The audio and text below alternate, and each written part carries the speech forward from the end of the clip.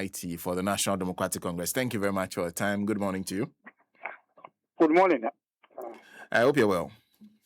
We thank God. And I'm wondering what to make of the Supreme Court decision, because we understand that you've been on the ground campaigning. Yes. So now let me say good morning to your listeners. Yes, it's true that we are on the grounds campaigning, and we are continuing campaigning in Pandai. However, even when we were campaigning, we were wishing that this election could have been in mid January or after January. That was our wish as the advanced team that went to Pandai. Not because that we want time, but we wanted to celebrate the first resetting Christmas with our family. So when the election was slated to 30th, because we are party officer, we say fine, we will go and contest the election. But we were praying that it would have been next year. So once the Supreme Court have ruled to say that let's wait till next year, we are happy. Okay, but we'll continue our campaigning on the ground. So you're saying this is even good for you? Very, very good. Why?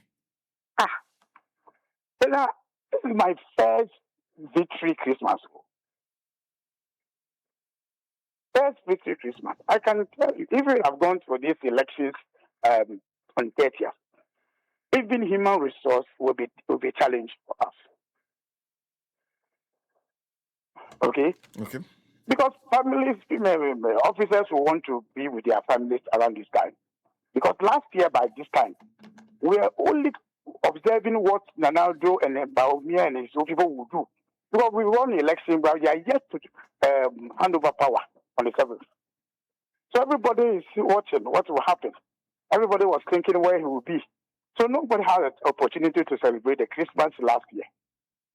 And this is the first Christmas. It means that if you are going for this election, we will only celebrate Christmas next year, 2026. You understand? Mm-hmm. So our prayers was Galilee. It should be this week. In fact, around the table of FEC and the party, we were expecting to see this election. We were not expecting the Electoral Commission to open nomination to give the date of 30th for elections. So if the Supreme Court have said we should wait to 30th, we'll enjoy our Christmas. I see. Is that also to speak to? Because there are people who say, if you look at the Global Info Analytics poll and reports on the ground, the suggestion is that Martin Nyindam, on his own strength, is quite a strong candidate. Is that to suggest that is that an admission that you need more time to be able to deal with his strength and ensure that your candidate wins? Oh, no, Fena. Go and pick Musa Dankwa's polls for Akwetia, the first poll. Remember the most popular person in Akwetia? He was an MPP candidate. Yes. In fact, his first poll, it was the day we did our primaries that we elected our candidate. Then Musa Dankwa published his first poll in Akwetia, and he gave the MPP, I think, 63%. That's against NDC, 42%. And we said that this is the first poll. We have not gone to the field. This issue is the same thing like Akwetia. For the past 3 or 1 month, the only name that you hear across in the media, in parliament, in Apanda, in everywhere, is Matthew Ninda, isn't it? Yes. So when you do analysis of such analysis, this is what you get. So now, it's not because you normally read people. If I ask you who is NDC candidate, you cannot mention his name. That's true. Yes. So if you are doing analysis, this is the result you will get. But even with this, it's just a 4% difference. Okay? Just 4%? Now, just 4%. 4% makes a lot of difference. Now let me give you how we take out the 4%. These elections, we are really running this election because there's a rigging in these elections, isn't it? and we are going to block the rigging. So that is minus 4,000 that they are talking about.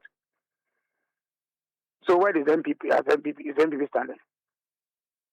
This is the same analysis we told Ghanaians that Akwetia, the 3,000 different they had was rigging. We'll block that one. And then now go to the grounds work and work within our party, the challenges we have in our party to win the election. And we did it in Akwetia. And MPP knows, in fact, Martin knows, once we are blocking the rigging, and he knows what we have done when we went there on Sunday. They know. When they heard that we went there on Sunday, myself, the national organizer, Yamin, Mustafa Bandi, and Akogan, we were even joined by Koli Balon and Barbara. The 3 hours work we did in Pandai. Go and ask Musa Danko again and see what is the response now in Pandai. I see. Because that same poll also talked about people being generally satisfied with his performance thus far. In a few months, he's been in office. So it's just most likely that people who you would have voted for your candidate will be impressed with the work he's doing and decide to come and vote for him. And people are impressed with John Mohammed's performance so far. And we won presidential in that constituency.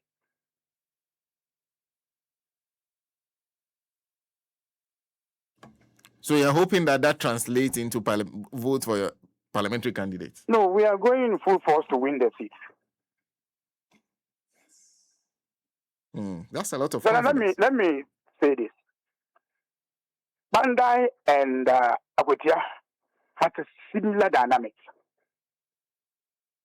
Anytime a party loses that seat, it is because there's a problem within their party. Okay? So if you resolve that issue, which we have so far finished with this game, okay, we are winning this seat. And that's exactly what happened at Akwetia. So Akwetia, our campaign was actually not the ones you saw on the front.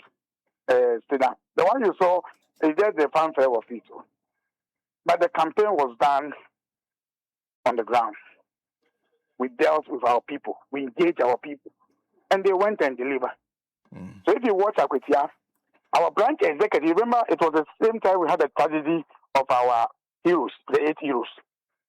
For 2 weeks we were not in Akwetia, but our branch executive were dealing with an MPP national executive in Akwetia. Because the problem there was open nomination for people to contest. When that is done, everybody will come on board. And we open nomination in a short time. And everybody came on board and we beat MPP. See. Anyway, we'll be looking forward to what happens this. But thank you. Thank you very much for speaking to us. Thank you. Well, that's MAHDI GIBRILL, who is a Deputy Director of Elections and IT. He will actually be on Pampaso this afternoon. So do make a date with him. Ranzo Kwesibuachi will host him on Pampaso. So make a date. Taking us to some 57 minutes past 8. We have to go to Ho and come back. Yes, we have to go to Ho and come back. Actually, we'll call our